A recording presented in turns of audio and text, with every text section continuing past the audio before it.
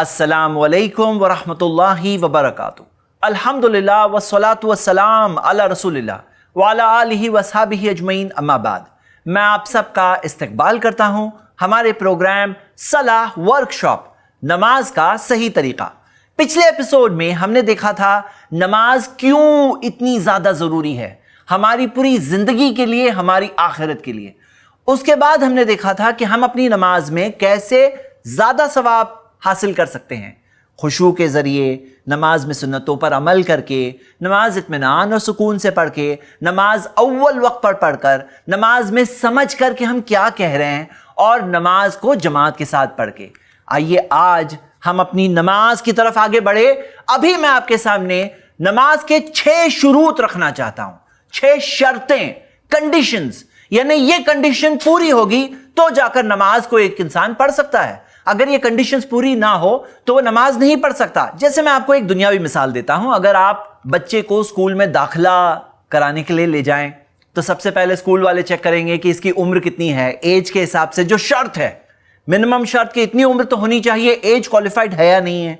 मिसाल के तौर पे किसी स्कूल में देखते हैं कि वो टॉयलेट ट्रेंड है या नहीं है बच्चा, किसी स्टैंडर्ड में देखते हैं कि अल्फाबेट्स का रिकॉग्निशन उसे आता है नहीं आता है। ऐसे बहुत सारे कंडीशंस होते हैं, अलग अलग कोर्सेज के कंडीशंस होते हैं। नमाज की ये 6 शर्तें मैं चाहता हूं आप सब अभी कभी याद करें इंशाल्लाह। नमाज से पहले हैं ये कंडीशंस पूरी करेंगे तब जाके नमाज हो सकती है। तो आइए शुरू करते हैं। सबसे पहले दुखुलुल वक्त, यानी वक्त शुरू हुआ नहीं हुआ। अगर नमाज का वक्त ही शुरू नहीं हुआ है तो क्या कोई इंसान नमाज पढ़ सकता है? नहीं पढ़ सकता। कुरान की आयत है सूरह निसा की, सूरह नंबर 4 आयत नंबर 103। अल्लाह ताला ने फरमाया, इन्ना स्वलाता कानत अलल मोमिनीना किताबम मौकूता। नमाज अपने मुतय्यन मुकर्ररा वक्तों पर मोमिनों के लिए फर्ज की गई है। कब फर्ज की गई है? अपने वक्तों पर फर्ज की गई है। किताबम मौकूता, तो वक्त पर अल्लाह ताला ने मुतय्यन किया है। वो वक्त आया नहीं है तो हम नमाज कैसे पढ़ सकते हैं? मिसाल के तौर पर इशा की नमाज कोई सुबह सुबह ही पढ़ ले, चलेगा। असर की नमाज फजर के ही वक्त पर पढ़ ले, चलेगा? नहीं चलेगा। दूसरी कंडीशन यह है कि हमारे जिस्म पर, हमारे कपड़ों पर और नमाज की जगह पर कोई भी नजासत नहीं होनी चाहिए, कोई भी गंदगी, पलीदगी नहीं होनी चाहिए। अब इसमें गंदगी किसे कहते हैं? जैसे बाज लोग क्या कहते हैं कि कपड़े बहुत गंदे हैं, मैं नमाज नहीं पढ़ सकता। गंदे से क्या मुराद? क्या पसीना है तो नमाज नहीं पढ़ सकते हैं क्या? नहीं, बिल्कुल पढ़ सकते हैं आप। ये अलग बात है कि कपड़े साफ हो तो बेहतर है, पसीना ना हो तो बेहतर है, स्मेल नहीं आ रही है तो भी बेहतर है। लेकिन कौन से वो लिबास है, कौन सी वो चीज है, कौन सी वो पलीदगी है, गंदगी है, नजासत है जिसकी होने से नमाज नहीं पढ़ सकते हैं? ये एक अलग टॉपिक है, इस कोर्स में फिट नहीं होता है। जैसे इशारतन कह रहा हूं, जैसे पेशाब है, पाखाना है, हैज का खून है या कुत्ते का लुआब है, ये सब जो गंदगी है, जो शरई तौर पर गंदगी है। जैसे बाज लोग क्या कहते हैं कि मिट्टी लग गई थी। अब मिट्टी लग गई, आप नमाज नहीं पढ़ रहे हो, ये तो बिल्कुल ऐसी बात है। बाज लोग इसमें जैसे कि गुलू करते हैं, एक ऐसा एग्जैजरेट करते हैं। बाज लोग ऐसे नमाज के अलग ही कपड़े बना के रखते हैं, बोले ये कपड़े पहन के ही नमाज होगी। तो देखिए, गुलू मत करिए, लेकिन टॉपिक को समझ लीजिए। ये टॉपिक हमारा आज का टॉपिक नहीं है, वो एक अलग कोर्स होना चाहिए, फिर कभी इंशाल्लाह करेंगे। लेकिन अभी नमाज के अंदर दूसरी चीज क्या है? जिस्म पर, कपड़ों पर, नमाज की जगह पर कोई नजासत नहीं होनी चाहिए। याद करिए अभी कभी, जिस्म पर, कपड़ों पर और नमाज की जगह पर कोई नजासत नहीं होनी चाहिए। तीसरी शर्त नमाज की वो है अत्तहारतु मिनल हदस, यानी कि बड़ी नापाकी और छोटी नापाकी दोनों नहीं होना चाहिए।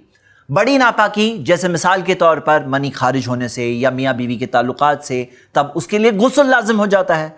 और छोटी नापाकी जैसे गैस चला गया या पेशाब पाखाना के लिए आदमी गया है या गहरी नींद में सो गया या प्राइवेट पार्ट्स को हाथ टच हो गया, तो ये सब वजह से छोटी नापाकी होती है, उसके लिए वुजू करना लाजिम है, यानी कि हालत वुजू में होना चाहिए। अगर गुस्ल करना लाजिम है तो गुस्ल करना जरूरी है। तो ये हो गई तीसरी शर्त। चौथी शर्त नमाज की सतर का ढाकना, सतर कवर्ड होना चाहिए। अल्लाह सुब्हानहू तआला ने कुरान में सूरतुल आराफ में सूरह 7 आयत नंबर 31 में फरमाया, या बनी आदम खुदू ज़ीनतकुम इंद कुल्ली मस्जिद।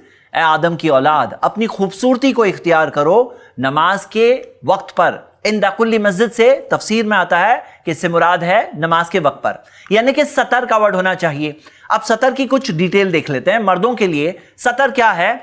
हकीकत यह है, प्यारे नबी मोहम्मद सल्लल्लाहु अलैहि वसल्लम ने फरमाया, मा बैन सुर्रती व रुकबती औराह, जो नाफ और घुटने के दरमियान में है वो है औराह, यानी कि वो ढाकने की जगह है, सतर है जिसको कवर करना होगा। और मुस्तदरक हाकिम में हदीस है, प्यारे नबी मोहम्मद सल्लल्लाहु अलैहि वसल्लम ने फरमाया, गत्ती फखिदक फइन्नल फखिदा औरा, कि अपने थाइस को, रान को कवर करो, क्योंकि ये रान भी जो है, थाइस जो होते हैं वो भी औरा है, यानी जो थाइस का रीजन है वो भी सतर है, उसको भी कवर करना चाहिए। यानी नाफ से घुटना आ गया, ये है नॉर्मल सतर, नमाज की बात नहीं हो रही है।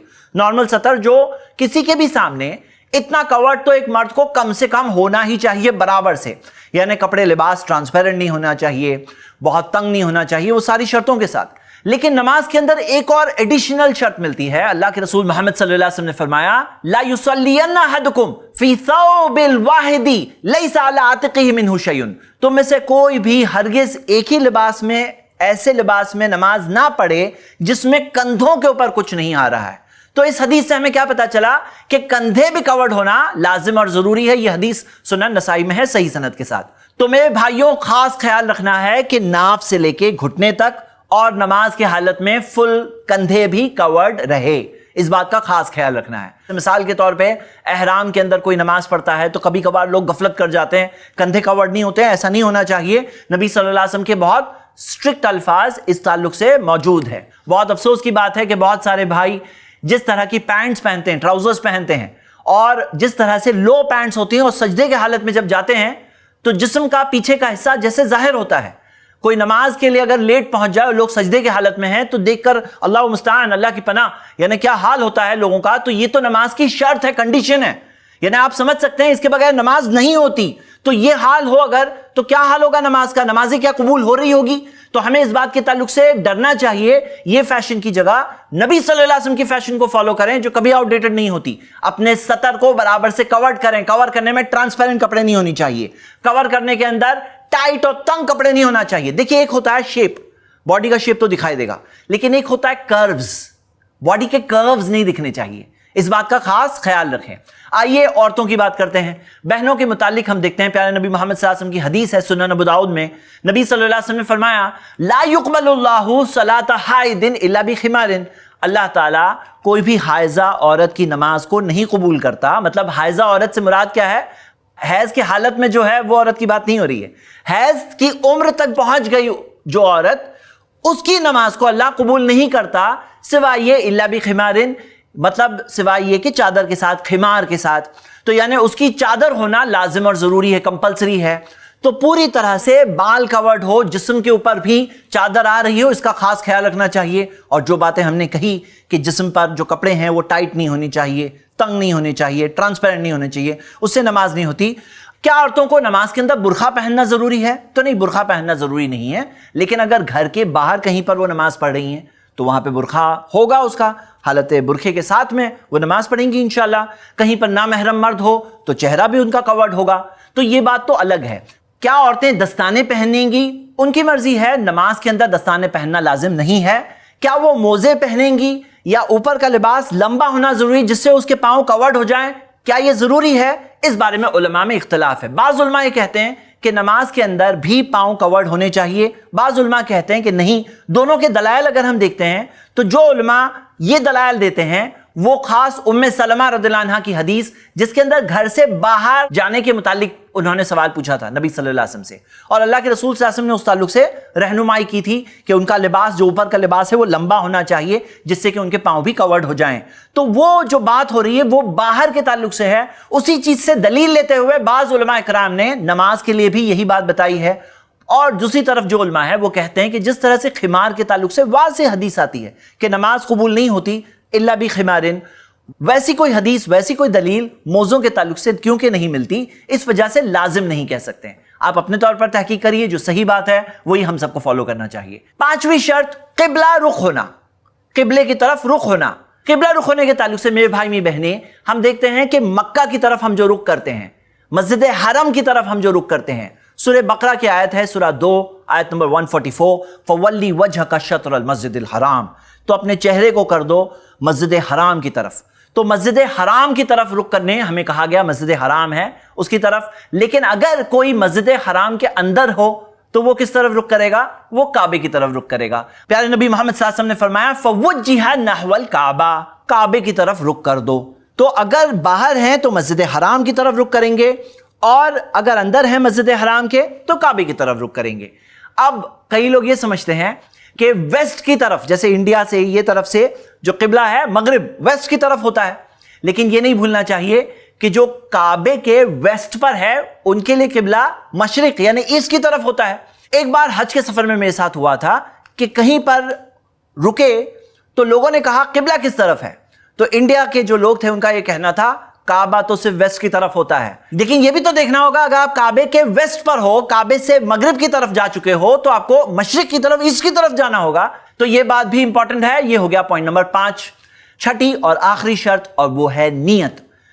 اللہ کے رسول محمد صلی اللہ علیہ وسلم نے فرمایا انما الاعمال بالنیات, اعمال کا دار و مدار نیتوں پر ہوتا ہے. تو اگر نماز میں نیت نماز کی ہے تو ہی تو نماز ہوگی. مان لو کوئی چھوٹا سا بچہ ہے جو کھیل کود میں بس وہی کیا جا رہا ہے, اس کی نیت اگر نہیں ہے نماز کی تو کیا نماز ہوگی؟ نہیں ہوگی. ویسے ہی اگر کوئی بڑا بھی کر لے وہی سیم چیز کر رہا ہے لیکن اس کی نیت نہیں تھی نماز کی, تو کیا وہ نماز ہوئی؟ وہ نماز نہیں ہوئی. جیسے میں آپ کو ایک مثال دیتا ہوں. ایک سوال یہ آتا ہے کہ مان لو کہ کوئی بارش میں پورا گیلا ہو گیا, یا مان لو سوئمنگ پول کے اندر گر گیا, تو کیا اس کا غسل ہو گیا؟ سمجھو اس کے منہ میں ناک میں پانی چلا گیا, کیا اس کا غسل ہو گیا؟ کیا اس کا وضو ہو گیا؟ تو جواب یہ نہیں ہوا, اگر نیت نہیں تھی تو. اور اگر نیت ہے تو وضو اور غسل دونوں ہو سکتا ہے. اگر سارے جسم کے اعضاء جو غسل میں دھلنا چاہیے دھل چکے ہیں تو غسل ہو جائے گا. نیت پر اعمال کا دار و مدار ہے.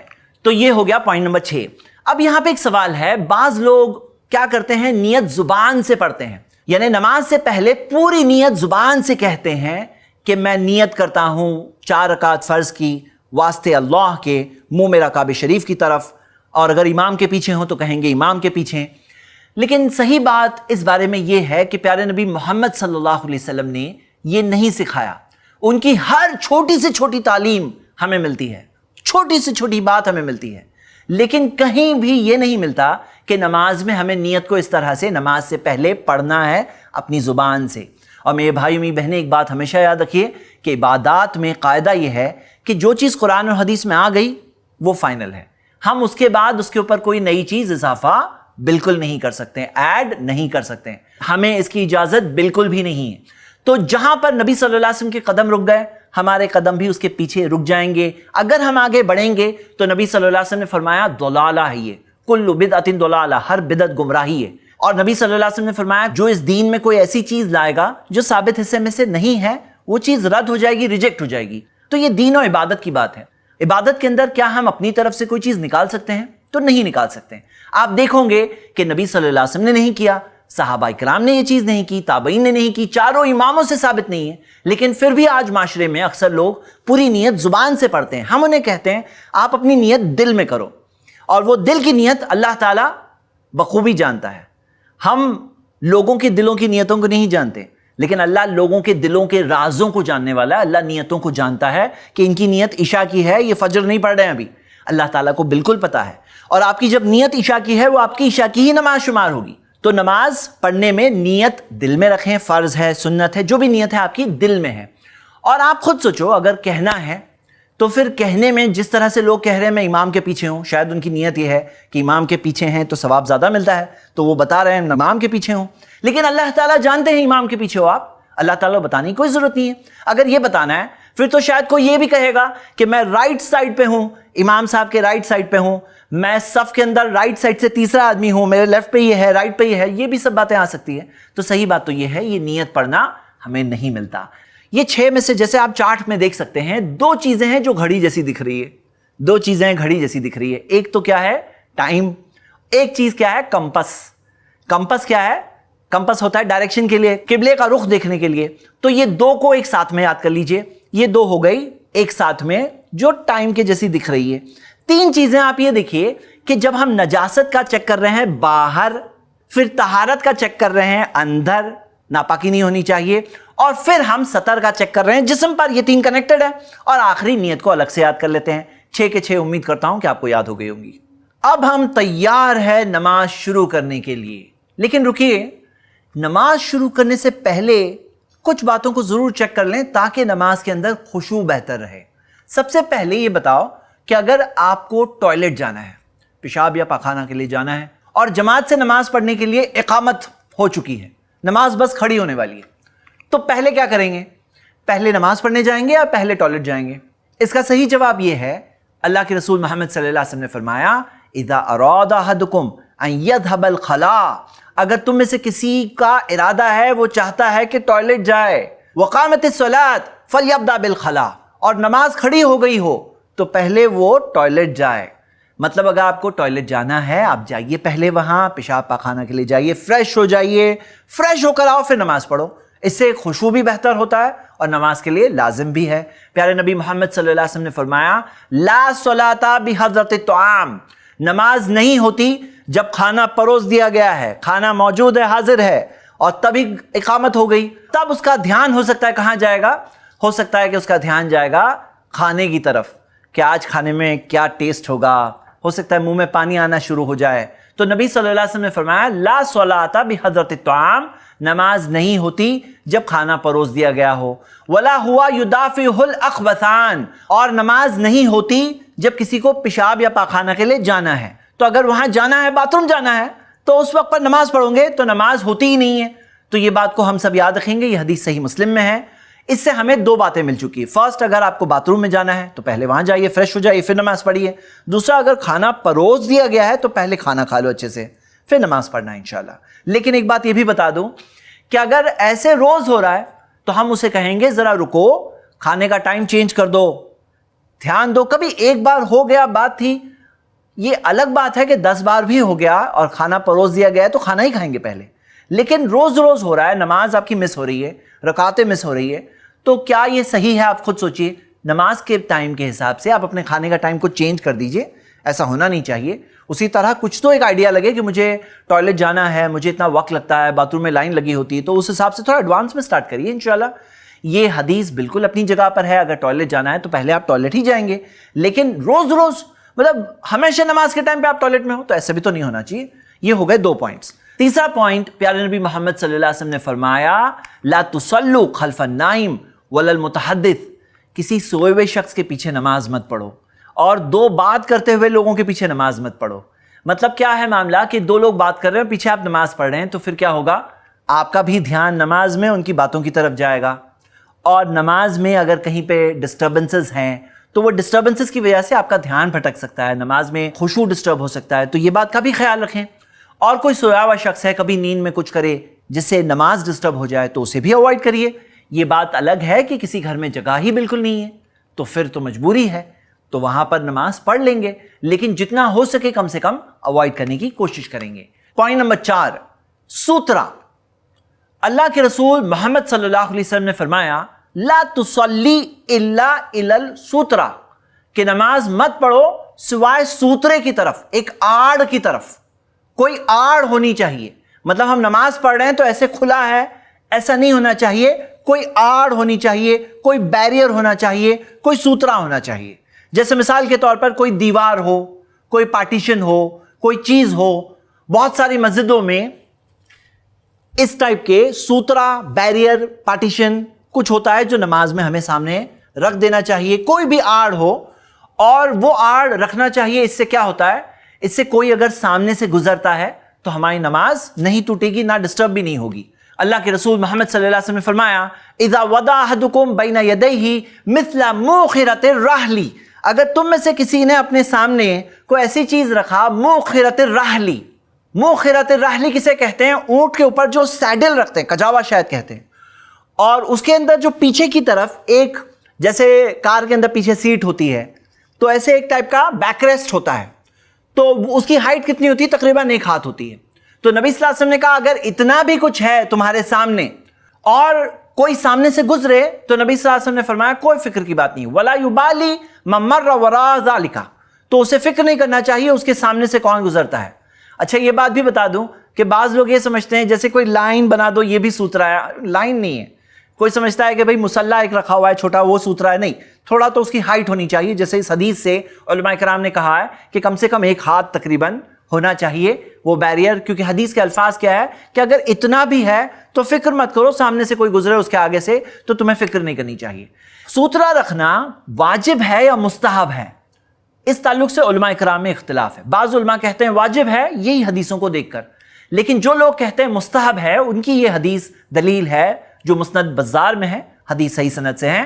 ابن عباس رضی اللہ عنہما بیان کرتے ہیں اتیت انا والفضل علی عاتن، میں اور فضل بن عباس ہم آئے علی عاتن، ایک سواری کے اوپر تھے ہم، فمررنا بین یدی رسول اللہ صلی اللہ علیہ وسلم بعرفہ، اور ہم نبی صلی اللہ علیہ وسلم کے سامنے سے گزرے عرفات کے میدان میں، وہو یصلی المکتوبہ، اور وہ فرض نماز پڑھ رہے تھے، لیس شیء یسترہ یحول بیننا وبینہ، کوئی بھی ایسی چیز نہیں تھی آڑ کے طور پر جو ہمارے ان کے درمیان میں تھی، یعنی کہ صحابی کے بیان کے مطابق نبی صلی اللہ علیہ وسلم کو کسی موقع پر ایسے بھی دیکھا گیا کہ سوترے کے بغیر نماز پڑھ رہے تھے۔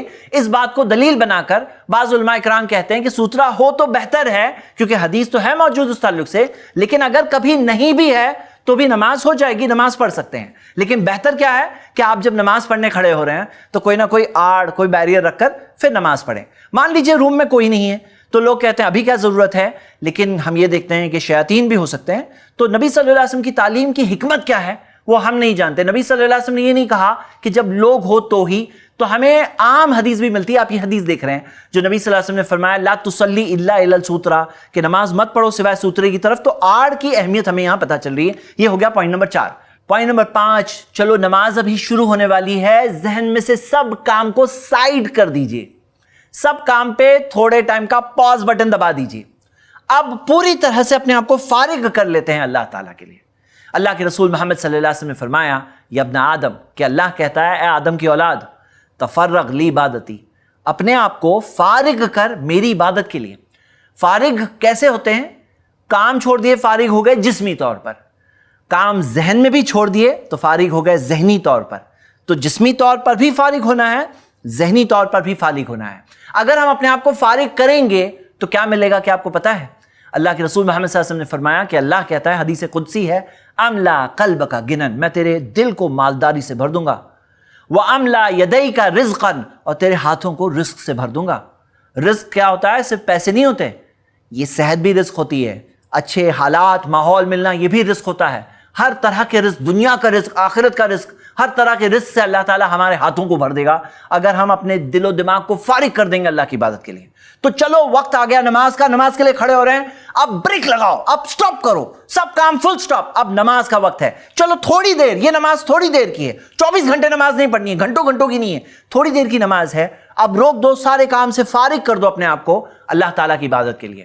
اور اگر ایسا نہیں کریں گے تو پھر کیا دیا گیا ہے؟ حدیث میں آتا ہے یا ابن آدم لا تبعد منی، اے آدم کی اولاد اپنے آپ کو مجھ سے دور مت کرنا، املا قلبک فقرن، اگر ایسا کرو گے، عبادت نہیں کرو گے، فارغ نہیں کرو گے، اپنے آپ کو دور کرو گے، اور آ کر بھی دور کرو گے، آئے ہوئے ہو لیکن دور ہو اللہ سے، ذہن و دماغ ابھی بھی کام کی پلاننگ کر رہا ہے، اب ذہن و دماغ اپنے ہی کام میں، سٹڈیز میں، جاب میں، سروس میں، گھر کے کام میں سب لگا ہوا ہے، دماغ بزی ہے، فارغ نہیں ہے، اللہ سے دور ہے، تو پھر کیا ہوگا؟ نبی صلی اللہ علیہ وسلم نے فرمایا کہ اللہ نے کہا یا ابن آدم، اے آدم کی اولاد، لا تبعد منی فاملا قلبک فقرا، میں تیرے دل کو فقیری سے بھر دوں گا، فقیری سے بھر دے گا اللہ تعالیٰ، واملا یدیک شغلا، اور تیرے ہاتھوں کو کام سے بھر دوں گا، مطلب ہاتھ کام سے بھرے ہوئے ہی رہیں گے۔ کئی بار ہوتا ہے نا، ہم لوگ کام کر رہے ہیں، ختم نہیں ہو رہا ہے، کام پہ کام آئے جا رہے، کام پہ کام آئے جا رہے، اور کبھی کبھار ایسا ہوتا ہے کوئی کام کیے بغیر ہی ختم ہو جاتا ہے، دل میں اطمینان ہوتا ہے، اصل چیز کے لیے وقت ہوتا ہے زندگی میں، اصل اہم چیزیں زندگی میں پوری کر پاتا ہے انسان۔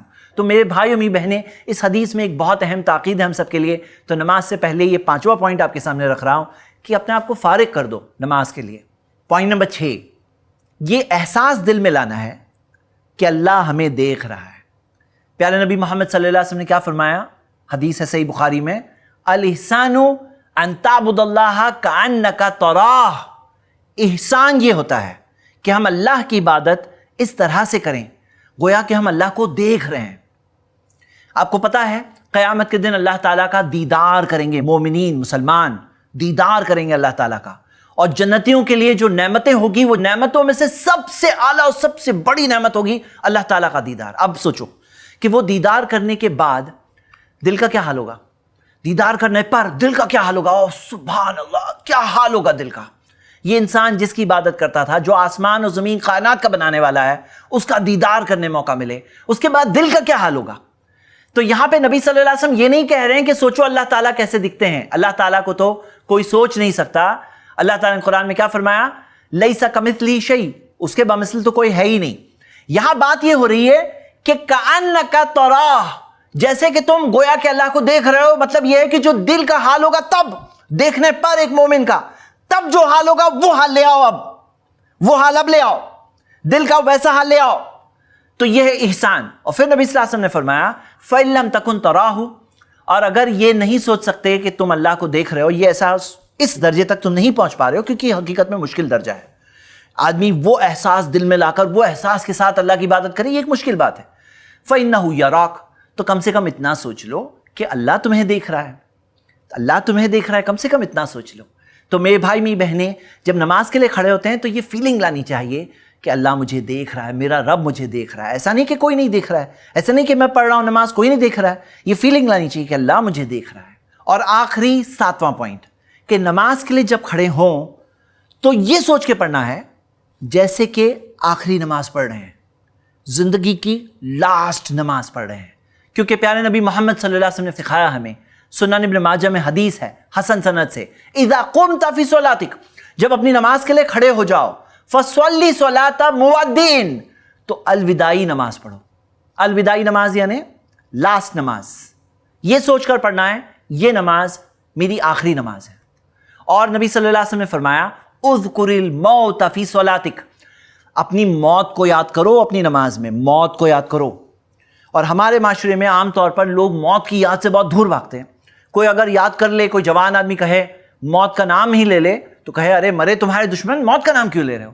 لیکن نبی صلی اللہ علیہ وسلم کی تعلیم یہ ہے اذکر الموت فی صلاتک, نماز میں اپنی موت کو یاد کرو خاص.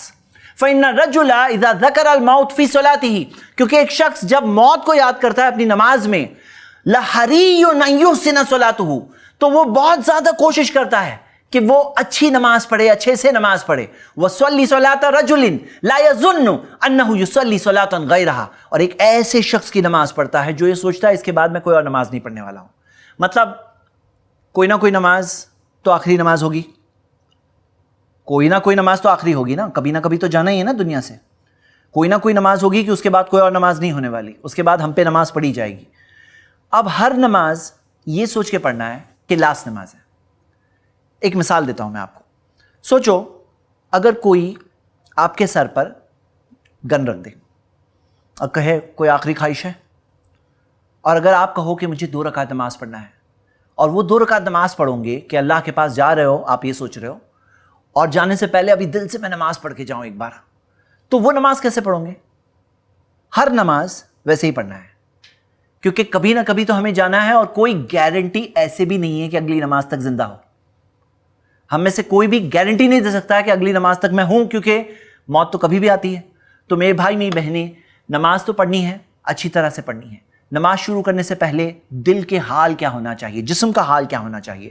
ہم نے اس تعلق سے چند باتیں دیکھی. اس ایپیسوڈ میں ہم نے 6 شرط دیکھے. امید کرتا ہوں کہ وہ 6 کے 6 شرط آپ کو اچھی طرح سے یاد ہوں گی. اور اس کے بعد ہم نے 7 چیزیں دیکھی کہ جو چیزوں کا ہمیں خاص خیال رکھنا چاہیے نماز شروع کرنے سے پہلے, کہ کہیں آپ کو پیشاب پاخانہ کے لیے جانا ہے, کہیں آپ کا کھانا پروسا گیا ہے, آپ نماز پڑھنے کھڑے ہو رہے ہو, کہیں کوئی آپ سوئے ہوئے پرسن یا بات کرتے ہوئے لوگوں کے پیچھے نماز تو نہیں پڑھ رہے ہو, نماز میں آپ نے کوئی سوترا سامنے رکھا یا نہیں رکھا, نماز میں آپ اپنے سارے کام سے چھٹی لے کر تھوڑی دیر اپنے آپ کو فارغ کر کے نماز پڑھ رہے ہیں نہیں پڑھ رہے ہیں. یہ احساس کے ساتھ پڑھنے کی کوشش کریں جیسے کہ ہم اللہ کو دیکھ رہے ہیں, اللہ کا دیدار کر رہے ہیں, ویسا دل کا حال ہونا چاہیے. اور اگر ویسا نہ ہو سکے تو کم سے کم اتنا سوچیں کہ اللہ مجھے دیکھ رہا ہے. اور آخری بات یہ سوچ کر پڑھیں کہ آخری نماز ہے. انشاءاللہ اگلی ایپیسوڈ میں ہم تکبیر تحریمہ کہنے والے ہیں. پورا ڈیمانسٹریشن پورے سٹیپ بائی سٹیپ طریقے سے آگے بڑھے گا. آپ جڑے رہیے. نماز ایک بہت اہم عبادت ہے. بہت ضروری ہے کہ ہم اپنی ہر نماز بہترین طریقے سے ادا کریں. میں آپ کو اور ابھاروں گا کہ ریویژن بھی کریں, ایگزام بھی دیں, نوٹس بھی ڈاؤن لوڈ کریں, اسٹڈی بھی کریے, ریوائز بھی کریے اور یاد بھی کریے. امید کرتا ہوں پچھلی بار والا ہوم ورک آپ نے کیا ہوگا. سورۃ الفاتحہ میں نے کہا تھا ترجمے کے ساتھ یاد کرو. آج میں کہہ رہا ہوں اس کے بعد کی کچھ صورتیں، چھوٹی چھوٹی صورتیں، اس کا ترجمہ یاد کریں. کیوں؟ فائدہ آپ کا ہوگا، نماز میں دھیان آپ کا بہتر لگے گا. اگر آپ سمجھیں گے ہم کیا کہہ رہے ہیں تو آپ کو انشاءاللہ بہتر دھیان لگانے میں آسانی ہوگی. ملیں گے انشاءاللہ اگلے ایپیسوڈ میں. امید کرتا ہوں کہ آپ ہوم ورک بھی کر کے آئیں گے اور پورے دل و جان اور دلچسپی کے ساتھ، انٹرسٹ کے ساتھ، نماز کی اہمیت کو سمجھتے ہوئے اپنی اس عبادت کو اچھی بنانے کے مقصد سے ساتھ میں جڑے رہیں گے. شکریہ. السلام علیکم ورحمۃ اللہ. الحمدللہ.